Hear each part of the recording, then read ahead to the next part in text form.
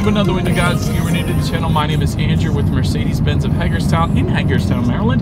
For more information on our inventory, please feel free to check out the link in the description box below. So today we're in the brand new 2024 Mercedes-Benz GLB 250 because this one has been refreshed both inside and out for 2024. You do have a new mild hybrid system for the GLB as well. So ultimately in this video, we will be testing out and going over everything about this one. So having said that, what do you guys say? Let's just go ahead and jump right into it. And as always, let's start with pricing. And so essentially there are two different configurations for the 2024 GLB 250. You got the front wheel drive setup starting at $44,650 and the all-wheel drive that we have today starting at $46,650. But regardless of that configuration that you go with, the power plant on the GLB 250 is going to be the same.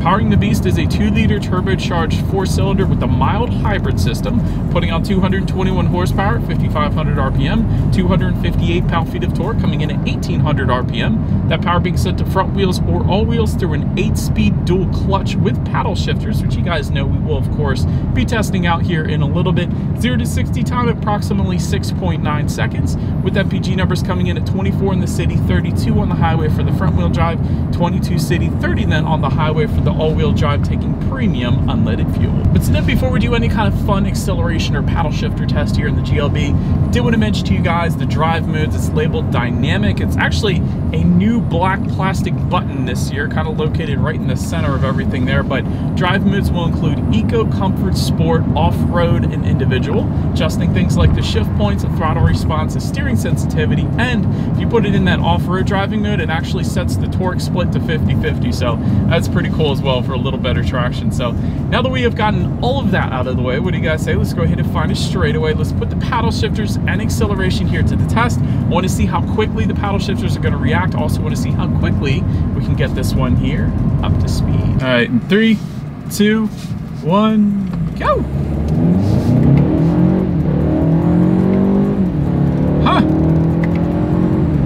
Paddle shifters are okay. They were kind of good in the first couple gears there, but then they kind of slowed down a little bit. So I know Mercedes-Benz can do better with the paddle shifters. They do better in the paddle shifters in their AMG cars, obviously, but they weren't that bad. Honestly, they weren't bad because it is paired up with a dual clutch, so you would expect them to be decent, just not the very quickest I've ever tested. But acceleration, that was definitely plenty quick. Absolutely not going to have any issues emerging onto the highway.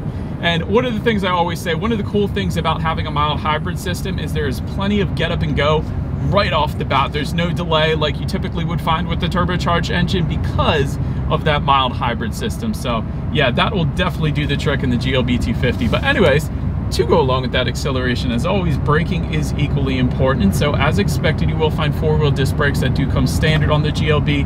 But did want to also mention with the AMG line packages, you do get perforated front disc with painted calipers, so that is pretty cool as well. As far as braking feel goes, it's definitely on the firmer side of things, so instantly bites, instantly brings you to a stop. That is a heck of a braking feel. So yeah, definitely no issues with the braking on this thing. Touching on suspension and handling, up front you're going to get an independent 4-link front suspension, in the back independent 5-arm multi-link rear suspension, but there is an optional adaptive damping suspension that goes for $850, which is very reasonably priced. A lot of times adaptive damping suspensions go for a couple thousand, so $850, especially with Mercedes, that is definitely an option I would consider, just because that is going to give you the best ride quality and the best handling. So what that does is it monitors each shock absorber individually, adjusting to the road imperfections, giving you that smoother ride, but it also does tighten up the suspension during heavy cornering, giving you better handling as well. So it does give you the best of both worlds. So that is one I always like to recommend.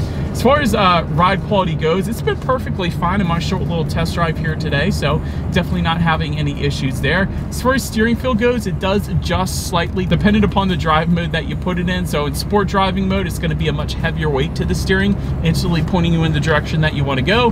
But if you take it out of that and put it in, let's say, eco or something, it does loosen up. But even in that sport driving mode, honestly, it's still a little bit on the looser side of things. So wouldn't have minded if Mercedes kind of gave it a heavier weight in that sport driving mode still. I guess that would be more on the AMG side of things though. But anyways, that's just my personal opinion. As far as cabin noise goes, I have the heat blasting right now because it's freezing today, but other than that, it is a pretty serene cabin. You get a little bit of engine noise when you really get on it, but I've had no issues there. And touching our rear visibility, those second row headrests are kind of beefy.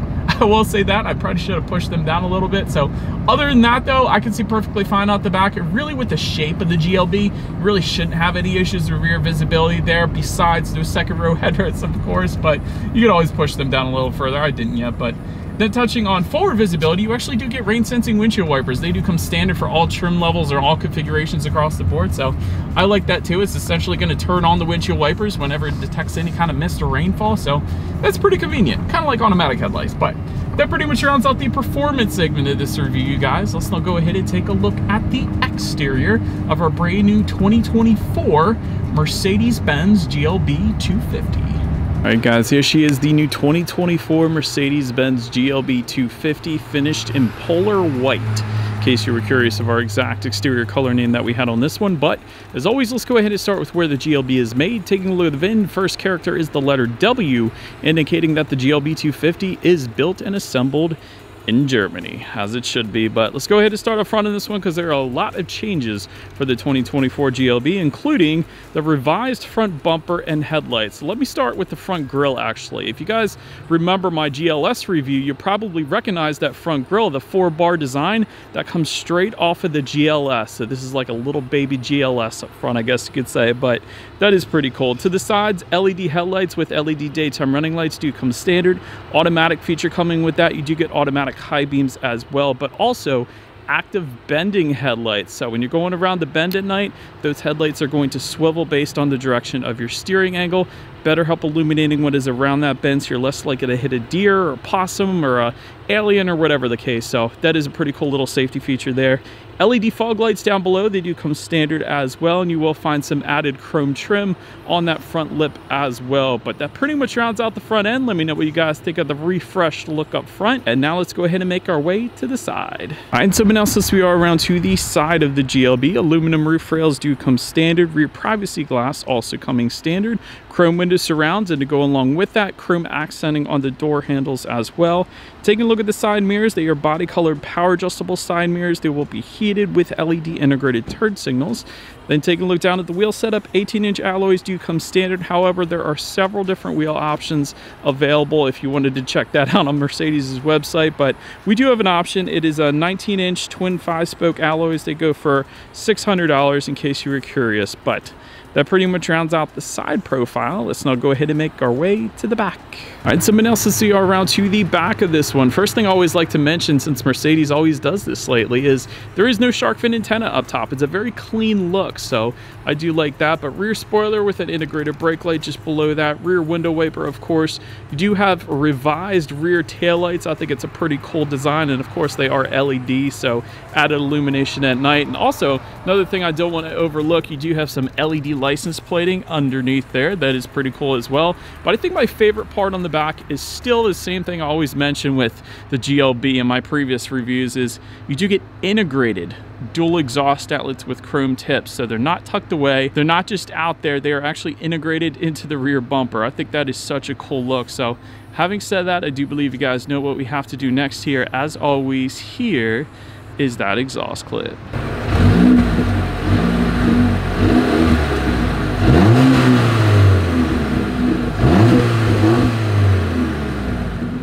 Alright, so now since we are around to the back of the GLB, when it comes to opening that rear liftgate, it is a power liftgate, comes standard across the board. Once opened up, cargo capacity comes in at 22 cubic feet. If that was not enough space, of course, the rear seats do fold down, bumping that up to 62 cubic feet even. For reference, BMW X3, if you were comparing those two, comes in at 62.7 cubic feet, so basically the exact same cargo space there. There's some cargo laying back there. You got a little bit of netted storage, some grocery bag hooks, 12-volt power outlet, cargo cover also comes standard back there. You got a little bit of elastic straps on both sides, and then underneath of that cargo floor you are going to find a little bit of in-floor storage there. But then make your way up to the rear legroom. That comes in at 38.1 inches. For reference, I'm even 6 feet tall. This is how much space I have back there. There is a rear center armrest with cup holders, of course.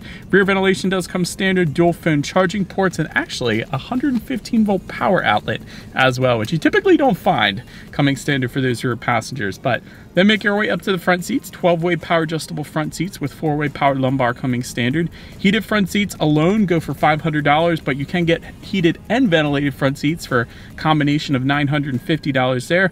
Memory settings for both driver and passenger do come standard. You usually don't find the memory settings for the passenger seat, so that was pretty cool. Overall, seat comfort was okay. Definitely didn't have any issues in my short little test drive here in this one. Then take a look at the steering wheel. It is tilt and telescoping. It is going to be leather wrapped, and if you wanted a heated steering wheel, that is going to be an extra $250 if you wanted that one. Then make our way to the startup. Let me start by showing you guys the key here. It is all keyless entry with a push button start. So in this case, all I'm going to do is simply put my foot on the brake and press that engine start button located just by the driver's right knee. And so once started up, you are looking at a 10.25-inch digital gauge cluster. And one of the coolest things about this digital gauge cluster is there's several different kind of looks that you can pick. So there's like understated, there's sport, classic, and even off-road as well. So that is one thing I always liked about Mercedes-Benz. They do their gauges pretty darn good, and there's so much customization to them. Of course, it gives you all your regular stuff like outside temperature, how many miles you have left until you hit empty, trip A, trip B, all that fun stuff. But the customization is really what always impresses me with Mercedes-Benz. But now let's go ahead and make our way to overall interior quality. Panorama roof goes for $1,500. 64 colors of ambient lighting goes for $310. Universal garage door opener goes for $280. Wireless phone charger goes for $200. The options are just endless for this thing, man. Wood trim is going to be available for the GLB as well. You do get a little bit of rubberized storage front and center there, and a 12-volt power outlet USB charging port. Just behind that, you have a couple cup holders, and there's actually a good bit of storage within the center armrest. But overall, interior quality is 100% on point. Of course, with Mercedes-Benz, they always crush it with interior quality, with the leather finishes, the contrast stitching, and of course the wood trim as well. So 100% not going to have any issues there. But so then make your way to the infotainment screen. A 10.3-inch color touchscreen display does come standard, and by the way, this is newly standard for the 2024 GLB, so that's pretty cool. Bluetooth and audio streaming, Android Auto, Apple CarPlay, of course. Factory navigation system is available with a multimedia package. You could check out your ambient lighting settings up there, along with your climate control settings and your radio information. And so when it comes to the sound systems, there are a couple of them. 8 speakers is going to come standard, but there is a 12-speaker Burmester sound system available for $850. We do have that one with us here today. Gotta love it. That comes with 590 watts, by the way, and a 9-channel digital amplifier. So having said that, I do believe you guys know what we have to do next here. As always, let's go ahead and turn on the radio, see what we got playing, and let's test out the clarity of this one.